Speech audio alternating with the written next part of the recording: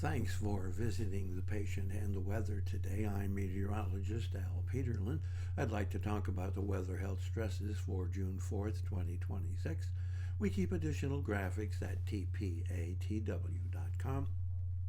We maintain a storefront on Amazon.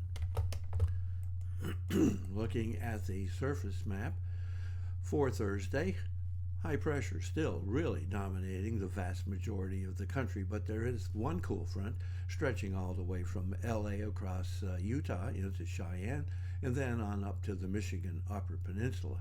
But you'll note that most of the activity is up the plains all the way from Texas into the Dakotas and toward the Great Lakes, but that's all due to southerly flow up and across that frontal position. We do have a little bit of lingering moisture in Louisiana, especially New Orleans, and then across Miami down in southern Florida.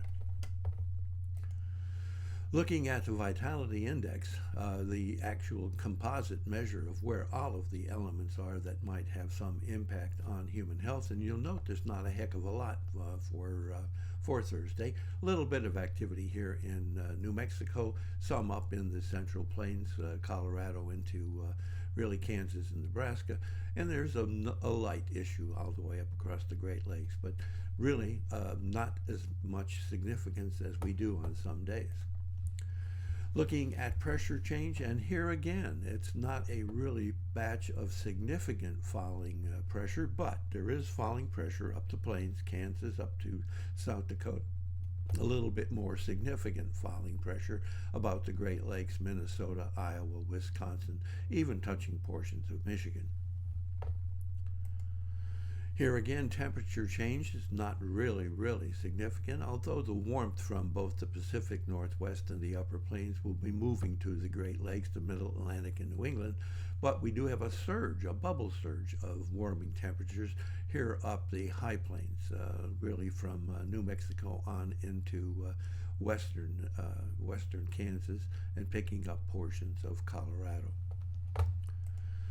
Dew point temperature change not showing up a heck of a lot. However, as we move to vapor pressure, you can see that the vapor pressure is increasing quite significantly here up the plains toward the Great Lakes and into the Ohio Valley.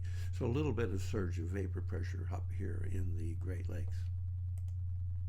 That may go along with this instability or the lifted index, and it's again not as significant as it has been in recent days, but there is still that minor surge up the plains. Looking at the change in oxygen availability, and this is a significant change from recent past, with the migraine stresses really very limited up here across Idaho, another patchy area of migraine stresses in west central Minnesota, and then some migraine stresses here across the state of Mississippi. You'll note that we have an asthma and arthritis risk across portions of California into Oregon and Washington.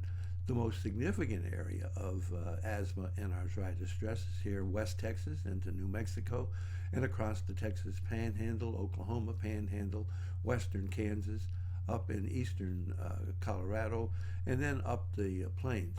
But the more significant area of arthritis and asthma risk, although it's not that significant, it is still a lingering risk all the way across the Ohio Valley and Great Lakes, and very significant here up the Appalachians, all the way from basically Atlantic Clear and up into New York and up into New England. Thanks for visiting the patient and the weather. Your comments are appreciated. And if you hurt, let us know where you're located.